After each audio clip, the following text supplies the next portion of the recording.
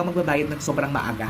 Huwag kang magbabayad ng sobrang tagal or late. So, ang gawin mo lang is before the due date, saka ka magbayad. Pero huwag kang magbabayad ng halimbawa, 20 days pa bago yung due. Huwag ka muna magbayad. Alam mo kung bakit? Kasi doon nila nakikita yung paggamit mo nung limit nila. Kasi ang nangyayari kasi dyan is parang tinitignan nila kung paano mo gamitin yung mga credit or paano mo gamitin yung ganyang pagdating ng ganyang sitwasyon. Ang nangyayari kasi is baka mamaya ginagamit mo siya minsan sa transactional activities. Ayan, paano ko nalaman? Kasi nangyari na po sa akin yan actually.